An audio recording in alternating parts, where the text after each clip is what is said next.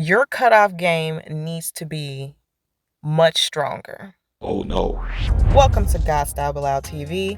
I'm Risha GodstyleBilal, and you're tuning in to the Forbidden Desires podcast. Podcasting from my car and with no mic.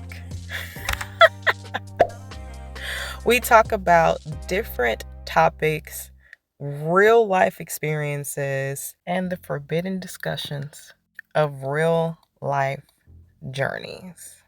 Thank you so much for tuning in. And I just wanted to talk about setting quicker, harder boundaries. Your cutoff game needs to be much stronger. Let me give you a unique perspective that you may have some experience with that you might not even know you have actually experienced. But because I've also experienced myself and I have been able to dissect the experiences that I have, I can explain it to you like this. All right, I'm about to get real serious. All right, are you listening? I'm going to get real serious for you so that we can have this understanding. Zoom in. Okay, are we there? All right. Sometimes, like you're mentally having a thought or an ideal about a particular thing, you will start to have an emotion. And the emotion that you're having simultaneously while you're having a particular thought can lead you to believe that the feeling that you are feeling is connected to the thought that you're having. Follow me here. But this may not be necessarily true, because when you're having a thought, there are two ways that you could possibly, I'll say three. There are several, but we're going to talk about three. There are three reasons why you are feeling an emotion while you're having that particular thought. And one of the reasons you may not even have thought to consider might be the reason why you are feeling a particular way while you're having a particular thought. The first reason why you would be having an emotion while you're having a particular thought is because thinking that thought gives your body a particular emotion that has been psychologically wired together as a pair. Okay, so that's one reason why you have a particular emotion when you have a thought. The second reason that you could be having a particular feeling while you're having a particular thought is because you are actively creating your own emotion about that particular thought. You're being a creator and you are programming yourself, or you're pairing your emotions with the thoughts on purpose, intentionally. And so you start to have an emotion when you have this thought. Now, the third reason why you could be feeling this emotion that you may not even have considered or thought about is because the emotion is coming from outside of you. The emotion is not yours. You could be actively having a thought absent the feeling of any emotions, right? You know how sometimes you just daydream, you drift off or you think about something else, right? And you're not really feeling anything. You're not really feeling any feelings. That is an opportunity, because you're open and you're receptive for you. That is a condition in which you are open and can receive the emotions of other people. So sometimes if you're having a thought, you may start to develop an emotion, and the emotion that you're feeling may not even match the thought that you're having. Or the emotion that's coming in that you're receiving and now amplifying with your own vessel, your own body, and now you're feeling the emotion as if it's your own. That emotion coming in, it may lead you to believe a particular thing about the thought that you're having. But it's not true because it's not even your emotions. For example, let's say you're connected to somebody who's codependent, right? And they're super anxious all the time. And anytime you're getting ready to make a big decision, you kind of withdraw. Your withdrawal triggers their anxiety. And so you're emotionally connected to this person. And so you, at times, can feel their anxiety. And let's say you're sitting down and you're thinking, and you start thinking about new things that you can do to improve yourself, improve a business project, or to do something different, just something that you feel like would be a good idea for you to do. You're thinking about it. But you start to feel this feeling of anxiety as you're thinking about these new ventures, these new things. And now you think that what you're thinking about is the cause of your anxiety. But in all actuality, you were absent emotion because you were actively creating, right? And you started to feel the anxiety of the person that you were connected to. And as a result, now you believe that you're scared to make these decisions, or now you believe that possibly these new ideals are not a good ideal because they make you feel anxious, or you believe something that sabotages your ability to move forward. Why? Because you are connected and empathic with someone who has a lot of anxiety.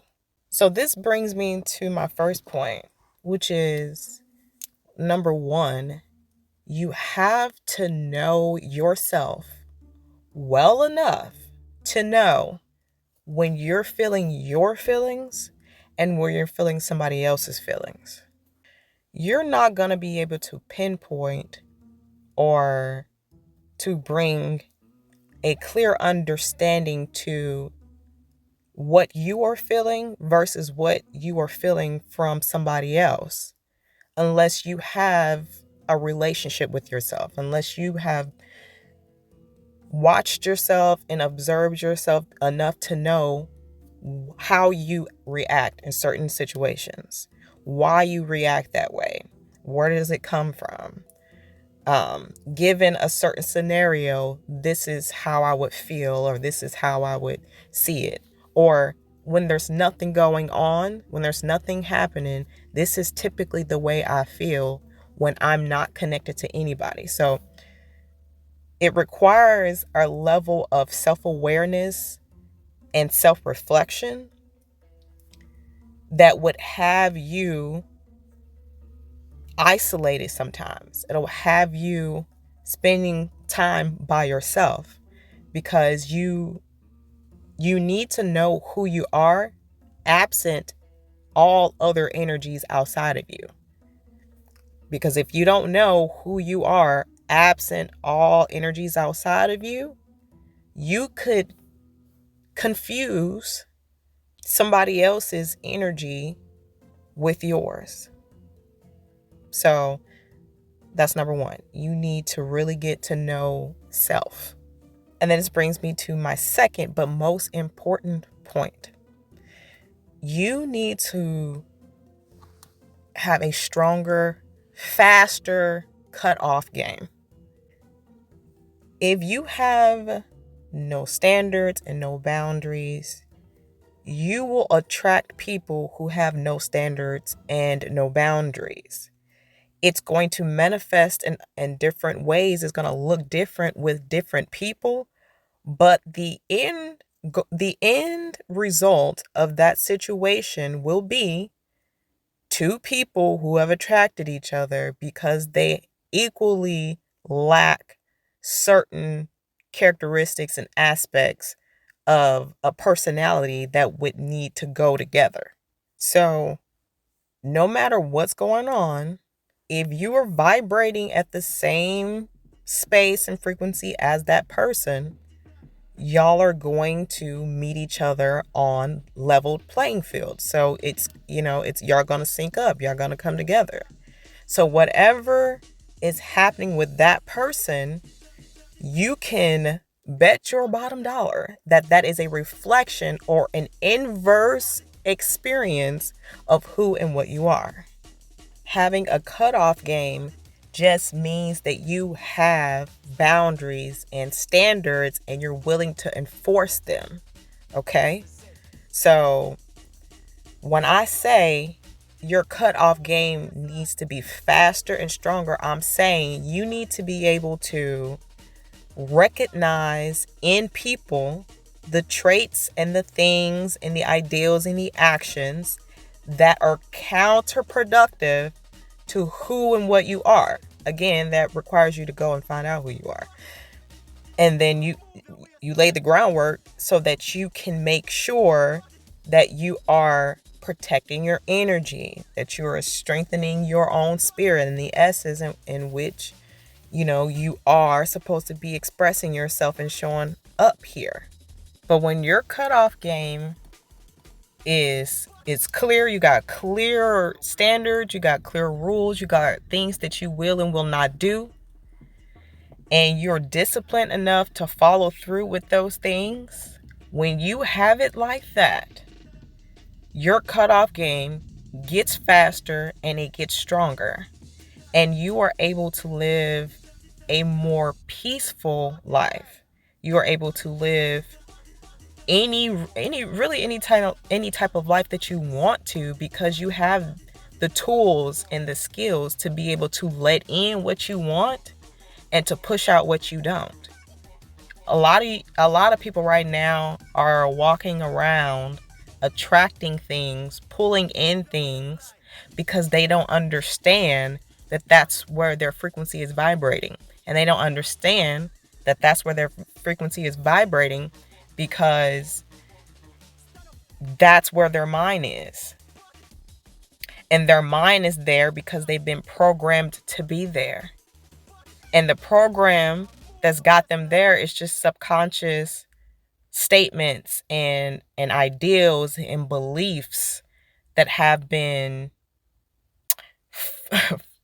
forced upon you, or that have been given to you for you to operate off of. And so you're just operating obliviously, attracting in things that you're like, I would never want this for myself. I would never attract this for myself. But you pulling it in because you don't know what's inside, what's up in here. Okay.